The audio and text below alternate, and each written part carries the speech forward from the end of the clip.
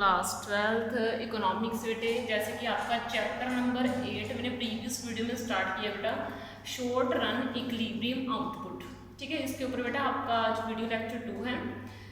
आपको मैंने यहाँ पे छोड़ा था एग्रीगेट सप्लाई और एग्रीगेट डिमांड जब इक्वल होते हैं तो आपका इक्विलिब्रियम आता है। अब आपने ध्यान का देना है, आपने इस चीज़ के ऊपर ध्यान देना है कि एग्रीगेट डिमांड आपकी इनकम के इक्वल होती है। ठीक है, एग्रीगेट डिमांड क्यों इनकम के इक्वल होगी? क्योंकि जितनी आपकी इनकम होगी उतनी ही चीज़ों की आप डिमांड करोगे, है ना। तो एग्रीगेट डिमांड क्या हो गई? इनकम। वैसे ही मैंने आपको ये चीज़ समझाई है, किसी एक व्यक्ति का खर्च किसी दूसरी पर्सन की इनकम होती है। आप खर्च करोगे तो वो किसी दूसरे की इनकम बन जाएगा। ठीक है, आपका एक्सपेंडिचर दूसरे का क्या हुआ? इनकम हुई। तो इसलिए एग्रीगेट डिमांड आपकी डिमांड दूसरे की इनकम बनेगी। तो एग्रीगेट डिमांड इनकम की इक्वल होती है। तो मैंने यहाँ पे एग्रीगेट डिमांड इस जगह पर इसकी वैल्यू डाल दी y, तो एग्रीगेट सप्लाई आपका y के इक्वल आ गया। ठीक है, अब आपने एक कंसेप्ट पढ़ना है, क्या इक्विलिब्रियम तभी होता है इकोनॉमी में जब एग्रीगेट सप्लाई इनकम के इक्वल होती है? क्या कहीं और इक्विलिब्रियम नहीं होता? तो हमने इस प्रॉब्लम को डिस्कस करना है कि इक्विलिब्रियम क्वेश्चन ये है कि क्या इक्विलिब्रियम तभी आएगा जब एग्रीगेट डिमांड एग्रीगेट सप्लाई के इक्वल आएगी? क्या कहीं और इक्विलिब्रियम नहीं आएगा? तो इस चीज़ के रिलेटेड हम एक फॉर्मूला जनरेट करेंगे और दिखाएंगे कि नहीं, कहीं और भी इक्विलिब्रियम आ सकता है। तो अगर देखो टू सेक्टर जो आपकी इकोनॉमी है उसमें इक्विलिब्रियम तो एक तो पक्का ही है कि इक्विलिब्रियम यहाँ पे तो आना ही आना है। जब आपकी इनकम एग्रीगेट डिमांड के इक्वल हुई तब तो इक्विलिब्रियम पक्का आना ही आना है। और जो इनकम होता है, आपको मैंने प्रीवियस चैप्टर समझाया था, प्रीवियस चैप्टर में मैंने आपको बताया था आपकी इनकम 2 पार्ट्स में डिवाइड हुई होती है, एक कंजम्पशन और एक सेविंग में। ठीक है, अब देखो मैंने क्या करना है, अब ध्यान से समझना। आपकी इनकम, आपने 2 फॉर्मूलाज को याद रखना है। एक तो इनकम आपकी एग्रीगेट डिमांड के इक्वल है, एक इनकम आपके 2 पार्ट्स के इक्वल होती है, कंजम्पशन और सेविंग फंक्शन के। ठीक है, अब मैंने आपको ये भी समझाया था कि सेविंग और इन्वेस्टमेंट ऑलवेज इक्वल होते हैं। सेविंग और इन्वेस्टमेंट क्या होते हैं? इक्वल होते हैं। और देखो यहाँ पे जो मैंने ये बनाया था y = c+s, यहाँ पे मैं s की जगह पर अब i डाल दूंगी। क्यों? क्योंकि सेविंग और इन्वेस्टमेंट अगर इक्वल हैं तो क्या मैं सेविंग की वैल्यू इन्वेस्टमेंट डाल सकती हूँ? बिल्कुल डाल सकती हूँ।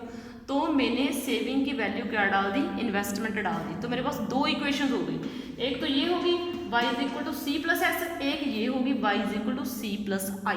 ठीक है, अब जिन बच्चों के पास मैथ नहीं है उनको मैं दोबारा से समझा दूं कि जब 2 वैल्यूज, एक चीज़ की वैल्यू 2 अलग अलग चीज़ें आ जाए, एक चीज़ की वैल्यू 2 अलग अलग चीज़ें आ जाए, यानी कि y की वैल्यू c+s भी आ रही है, y की वैल्यू c+i भी आ रही है, y की वैल्यू c+s भी आ रही है, y की वैल्यू c+i भी आ रही है, तो आप वैल्यूज़ को कंपेयर कर सकते हो। क्या कर सकते हो? आप वैल्यूज़ को कंपेयर कर सकते हो, यानी कि ये वाली वैल्यू ऊपर वाले की नीचे वाले की वैल्यू से इक्वल हो जाएगी और आपका कंजम्पशन दोनों तरफ से कट हो गया और इन्वेस्टमेंट आपका फिर से सेविंग के इक्वल आ गया। इसका मतलब इक्विलिब्रियम तभी नहीं होता जब एग्रीगेट सप्लाई एग्रीगेट डिमांड के इक्वल हो, इक्विलिब्रियम तब भी बन जाता है जब इन्वेस्टमेंट सेविंग के इक्वल हो। समझ में आई बात? तो स्टेप बिल्कुल सीधी सी बात है, 3 स्टेप थे।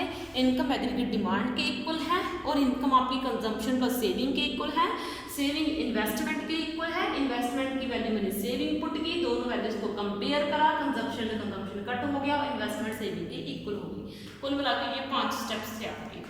अब आपका है थर्ड, यहाँ पे डिटर्मिनेशन ऑफ इक्विलिब्रियम आउटपुट और इक्विलिब्रियम इनकम, यानी कि इक्विलिब्रियम आउटपुट बोल दो या इक्विलिब्रियम इनकम बोल दो। इन चीज़ों को हम फिक्स कैसे करेंगे, ये चीज़ें हमने अब रीड करनी है।